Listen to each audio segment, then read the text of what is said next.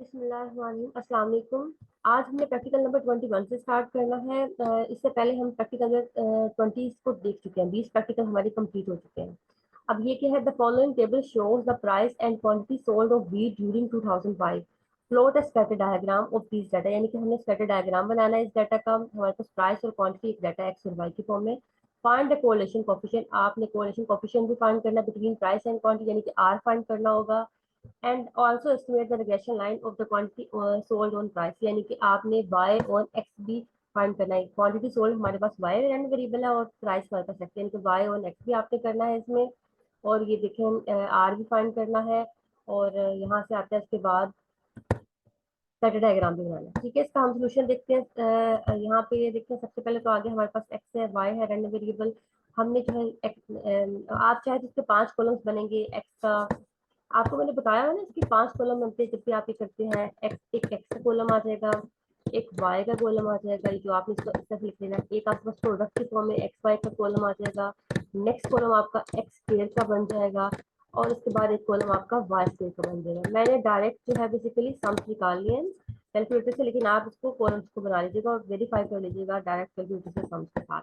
अब n summation x, summation x square, summation y square, सारे sums को मैंने लिख लिया। अब यहाँ से बेसिकली मैंने सबसे पहले बी का फॉर्मूला लगाना है। ये बी वाई और एक्स वाला है। N summation x y minus summation x summation y, n summation x square minus summation x whole square. सारी वैल्यूज को सब्स्टिट्यूट किया, सिंप्लीफाई किया, तो मेरे पास ये आंसर आ जाएगा। ठीक है, -0.473। अगला मेरे पास है ए के लिए वाई बार माइनस बी एक्स बार, इसमें वैल्यूज को सब्स्टिट्यूट किया तो मेरे पास ये रिजल्ट भी आ जाएगा। आप देखिए यहाँ पे मैंने जो है ना एक्स बार वाई बार आपने खुद कैलकुलेट कर लेना है इसको 10 से डिवाइड करके। ठीक है, एक्स बार और वाई बार दोनों को 10 से डिवाइड करके हमारे पास आ जाएगा। और नेक्स्ट में उन्होंने कहा था कि आपने कोलेशन फाइंड करना है। तो कोलेशन का फॉर्मूला हमारे पास ये n summation x y minus summation x summation y, और नीचे इतना से दोनों टर्म्स आ जाएंगी। सारे सम्स को यहाँ पे सब्स्टिट्यूट किया, सिंप्लीफाई किया, तो हमारे पास आर का रिजल्ट आ जाएगा। अब आपने नेक्स्ट एक स्कैटर डायग्राम रह गया। मतलब मैं रफ से स्केच बनाया। स्कैटर डायग्राम आपने ऐसे करना है, वहाँ से आपने एक साइड पे एक्स की वैल्यूज को लेना है, एक साइड पे वाई की वैल्यूज को लेना है। ठीक है, यहाँ पे 0 आ जाएगा, यहाँ पे एक्स एंड वेरिएबल आ गए, यहाँ पे वाई जो प्राइस था, और यहाँ पे क्वांटिटी आ जाएगी। जैसे कि पहले हमारे डाटा की वैल्यू 25 और 118। लेट्स सपोज 25 यहाँ पे आता है, 118 यहाँ पे आता है, तो आपने यहाँ पे जोड़ लगा देना। अगली वैल्यू हमारे पास 45 है, तो 45 लेट्स सपोज यहाँ पे करके आता है, और सामने इसकी 105 वैल्यू, तो वो यहाँ पे आ जाएगी। आपने इस तरह से डॉट लगा देना। इस तरह से आपने स्केच डायग्राम बना लेना है। दोनों पॉइंट्स को पेड़ के फॉर्म में करना है, एक यहाँ से लेना पॉइंट और एक यहाँ से पॉइंट लेना। इस तरह से आप पेड़ के फॉर्म में स्केच डायग्राम बना लेंगे। ठीक है, अब इसके बाद आता है नेक्स्ट हमारे पास प्रैक्टिकल नंबर है 22। The number of revolutions x per minute and y power hp of diesel engine are। आपको x और y दो वेरिएबल्स गिवन है। अब उन्होंने कहा determine the regression line of u on v on u। ठीक है, आपने क्या करना है, रिग्रेशन लाइन को फिट करना है v ऑन u को, using u is this and v is this. आपने ये ट्रांसफॉर्मेशन करनी होगी और v ऑन u आपने रिग्रेशन लाइन फिट करनी है। इसके बाद उन्होंने कहा है डिड्यूस द इक्वेशन। आपने एक इक्वेशन बनानी है इनटू y और x। उसको जो इक्वेशन u ऑन v बन जाएगी, उसके बाद उसको y और x में रिड्यूस करना होगा। उसके बाद कहते हैं estimate y value for x equal to this and x equal to this. आपके पास दो x की वैल्यूज है, इनको सब्स्टिट्यूट करके आपने एस्टिमेट करना होगा y हैट को। यहाँ से जब लाइन से करा देगी, compute the value of r u v and interpret. ठीक है, उन्होंने कहा u v की रिजल्ट भी बताएं, उसके बाद उसको इंटरप्रेट करें। ठीक है, अब हम इसको देखते हैं अपने प्रैक्टिकल को सोल्यूशन की तरफ। 400 580 पर सारी वैल्यूज लिखी हुई हैं। नंबर ऑफ रेवोल्यूशन जिसका है वाई वेरिएबल ये है। अब मैंने क्या किया, यहाँ से यू और वी की ट्रांसफॉर्मेशन जो मैंने करनी थी वो कर ली। यू की जगह पे देखिए मैंने इस तरह से कर दिया, एक्स माइनस 600 ओवर 100 करके लिखी। जैसे कि पहली वैल्यू हमारी 400 थी, 400 माइनस 600 डिवाइडेड बाई 100 करके हमारे पास वैल्यू -2 आ जाएगी। सिमिलरली ये हमारे पास सारा यू वेरिएबल आ जाएगा। अगला हमने वी करना है, तो वी वाई के लिहाज से है, यानी कि हमने 580 की वैल्यू यहाँ पे वाई की जगह पे रखी, 1420 से माइनस किया और 10 से डिवाइड करके हमारे पास ये वी वेरिएबल पे आ गया। यू वेरिएबल आ गया। अब आप चाहे तो आप इसको जो है मैंने आपको बताया 5 कॉलम बनने हैं आपके। आपका क्या कॉलम बनेगा, एक यू बन जाएगा, एक वी बन जाएगा, एक यू वी जो प्रोडक्ट का बनता है, उससे अगला आपका यू स्केयर का बन जाएगा, उससे अगला आपका वी स्केयर का बन जाएगा, क्योंकि आपने कोलेशन और रिग्रेशन लाइन दोनों चीजें निकाली है। 5 कॉलम्स बनेंगे।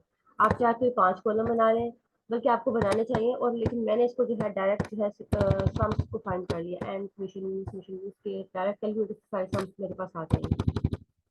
सबसे पहले तो, और ये सारे मैंने रिजल्ट भी निकाले, लेकिन मैं इनको बाकायदा निकाल के दिखाऊंगी आपको। बी वी ऑन यू करना है मैंने, तो मेरे पास क्या आ जाएगा, ये फॉर्मूला बन जाएगा बी, देखिए वी ऑन यू का n summation u v minus summation v summation u and summation, जो हमारे पास सेकंड वेरिएबल होता है ना, वो यहाँ पे नीचे आ जाता है डिवाइजर में, जो हमारा इंडिपेंडेंट वेरिएबल होता है वो नीचे आ जाता है। ठीक है, इस तरह से हमने किया, इसको सारी वैल्यूज को सब्स्टिट्यूट किया, हमारे पास बी वी ऑन यू बन जाएगा। नेक्स्ट हमने जो करना है, ए भी निकाल लिया, V bar minus V U bar, इस तरह से करके हमारे पास ये -2.28 आ जाएगा। ए भी आ गया, बी भी आ गया, और यहाँ पे यू और ये बी, इस तरह से वी और यू हमारे पास जो है वैल्यू फिट हो गया आ जाएगी। ठीक है, अगला इसके बाद हमारे पास हमने आर कोरिलेशन में निकालना था। ठीक है, देखिए कोरिलेशन की वैल्यू हमारे पास यहाँ पे ये जो हमने सम सारे निकाले हुए हैं, इन्हीं में सब्स्टिट्यूट कर देंगे।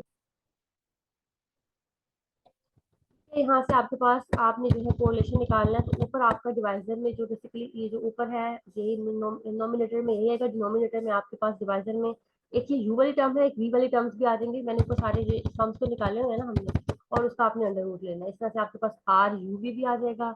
और इसके बाद आपने जो ये बेसिकली यहाँ पे ये किया है, यू, यहाँ पे आपने वी की वैल्यू को पुट कर देना है। वी की वैल्यू आपके पास यहाँ पे क्या है, ये देखिए, बेसिकली आपने ये करनी होगी, वी की जगह पे आप रख देंगे y माइनस 1420,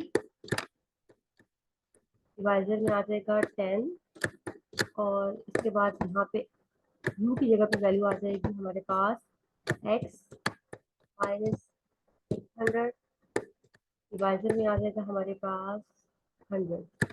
ठीक है, अब क्या करेंगे, क्रॉस मल्टीप्लीकेशन करेंगे, सिंप्लीफाई करेंगे, हमारे पास ये रिजल्ट y और x की फॉर्म में आ जाएगा। यहाँ से कोई ना कोई a की वैल्यू आएगी, कोई ना कोई b की वैल्यू आएगी, और उसके साथ x की फॉर्म में ये ऐसे कन्वर्ट होकर आ जाएगा। ठीक है, जब आपने ये u की वैल्यू को पुट किया, आपने b की वैल्यू को पुट किया, आपस में रीअरेंज किया, तो आपके पास इस तरह से सिंप्लीफाई होकर आ जाएगा। यहाँ पे आपने हेड डालेंगे, ठीक है, तो ये आपके पास इस तरह से आ जाएगा। जब ये y और यू आ जाएगा, तो आपने यहाँ पे एक्स वाई और एक्स आ जाएगा, तो आपने एक्स की जगह पे पहले इसे उन्होंने सेकंड पार्ट में कहा हुआ है, थर्ड पार्ट में 550 रखेंगे, तो आपके पास कोई एक वैल्यू कैलकुलेट होकर आएगी।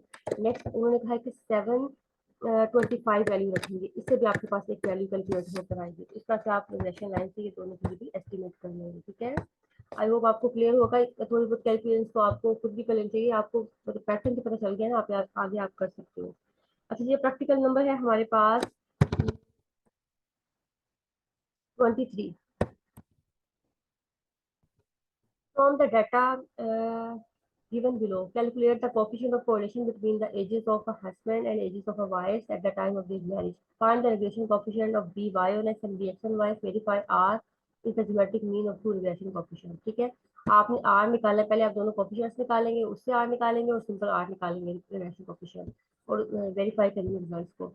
क्या, तो इसको भी हम यहीं से देख लेते हैं। सबसे पहले तो देखिए, आपने x वेरिएबल लिख लिया, y वेरिएबल लिख लिया। ठीक है, x और y सारा लिख लिया, उनके बाद सारे सम्स को डायरेक्ट मैंने फाइंड कर लिया।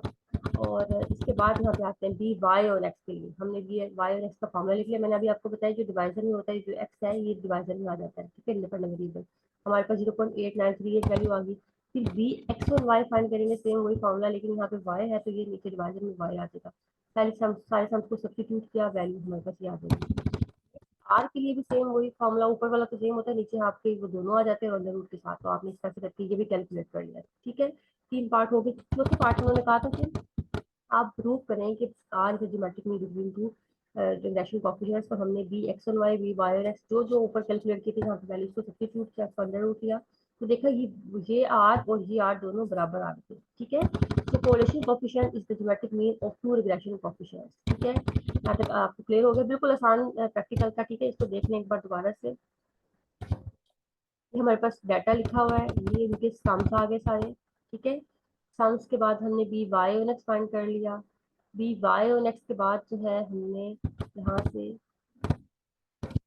वाई और आर की वैल्यू को फाइंड कर लिया। ठीक है, ये देखिए, इसका फॉर्मूला लिखा, आर का फॉर्मूला लिखा, और उसके बाद यहाँ पे आर का, और उसके बाद आर को ज्योमेट्रिक मीन भी हमने प्रूव कर दी कि ये बाकी आपस में बराबर है। ठीक है, इसके बाद आता है हमारे पास practical number 24। Competitors in a beauty contest are ranked by 3 judges in the following orders. आपके पास competitors है ABC से लेकर J तक, XYZ 3 जज है हमारे पास. Use pair and rank correlation coefficient to discuss which pair of judges have the nearest approach to common taste in beauty. ठीक है. अब हमें यहाँ पे क्या करना होगा, बेसिकली ये X 3 है ना वेरिएबल, तो हम 3 वेरिएबल्स को इकट्ठा तो इनका कोरिलेशन फाइंड नहीं कर सकते, 2 वेरिएबल्स का कोरिलेशन होता है. तो हम पहले एक्स वाई का कोरिलेशन फाइंड कर लेंगे, फिर वाई जी का कर लेंगे और फिर एक्स जी का. इस तरह से 3 पेयर बना लेंगे. तो हम पहले इनको यहाँ पे जो स्पेसिफिकेशन में जाते हैं, सबसे पहले तो देखिए हमने अपने जो है डाटा को लिख लिया और इस तरह से इनको रैंक कर लिया, अपने डाटा को रैंक असाइन कर लिया. ठीक है, ए बी सी जजेस को हमने रैंक, अच्छा रैंक असाइन ऑलरेडी है थी, रैंक असाइन है. आपके क्वेश्चन में मेंशन है कि रैंक है, ऑर्डर्स में लिखा हुआ है ना उन्होंने. तो आपने इनको एक कॉलम की फॉर्म में एक्स वाई जी को लिख लिया, पहले डी निकाला आपने, एक्स माइनस वाई करके डी निकाला, फिर डी2 निकाला आपने, वाई माइनस डी करके फिर तीसरे वाले का डी निकाला. तीनों के आपने जो है इस तरह से डिफरेंस निकाले. अब डिफरेंस के कॉलम आते हैं कि तो आपके पास ये बेसिकली पास रैंक कोएफिशिएंट का फॉर्मूला होता है आर एक्स एंड वाई के लिए 1 माइनस 6 मिशन D I square over N into N square minus 1. D हमारे पास कौन सा होगा, एक्स माइनस वाई का जो है बेसिकली डिफरेंस लेकर. तो इस तरह से हमने रैंक कोएफिशिएंट फाइंड किया, हमारे पास 0.03 वैल्यू आ जाएगी. ठीक है. अगला हमारे पास ये देखें, ये सबसे पहले तो आपने इसको इस तरह से लिखा एक्स वाई जी, D1 निकाल लिया पूरा कॉलम, D2 कॉलम निकाल लिया, D3 कॉलम निकाल लिया. यहाँ तक क्लियर हो गया. डिफरेंस है, डी का मतलब है डिफरेंस. डिफरेंस 1, डिफरेंस 2, डिफरेंस 3, तीनों के डिफरेंस आ जाएंगे हमारे पास. सिंपल क्या करना है आपने, 1 माइनस 3 किया तो ये आ जाएगा, 6 माइनस 6 किया तो 0. इस तरह से आपके पास ये आ जाएगा. हमारे पास आ जाएगा यहाँ पे आर का रिजल्ट तो आ जाएगा पहले, आर का एक्स एंड वाई का. दूसरा हमने आर वाई और जी करना है, तो सेम क्या करेंगे, 1 माइनस 6 मिशन D2 square over N into square minus 1. यहाँ से आर की वैल्यू कैलकुलेट की तो माइनस 0.442 आ जाएगी. इससे नेक्स्ट एक्स आर एक्स और जी की फाइंड की तो 1 माइनस 6 मिशन डी क्यूब D3 की power square, sorry, N into N square minus 1 किया, हमारे पास ये आ जाएगा. हमारे पास आर की वैल्यू 0.04 आ जाएगी. ठीक है, दोनों आर, ये आर भी आ गया, ये आर भी आ गया, तीनों आर आ गए. अब हम कंक्लूजन करेंगे कि ये आपस में इन्होंने कहा ना अप्रोच बराबर बतानी है या नहीं. तो क्या है, since R X G is equal to 0.04 is highest. ठीक है, ये सबसे बड़ी वैल्यू आ रही है ना यहाँ पे, is highest. So the pair of जजेस X and G have nearest approach to common taste and beauty. ठीक है, जो हमारा आर जिनकी वैल्यू यानी कि आर की वैल्यू बड़ी आ रही है, इसका मतलब इन दोनों के दरमियान में कोरिलेशन अच्छा है. तो एक्स और जी का जो कोरिलेशन अच्छा, मतलब वैल्यू बड़ी आ रही है, तो इसका मतलब इनके दरमियान में कॉमन अप्रोच है. ठीक है, इनकी अप्रोच कॉमन है. जिनकी जिनकी कोरिलेशन की वैल्यू बड़ी आएगी तो वो हमारा बेसिकली आंसर होगा. ठीक है, यहाँ पे देखेंगे तो कोएफिशिएंट ऑफ कोरिलेशन बिटवीन जजेस X and G is highest.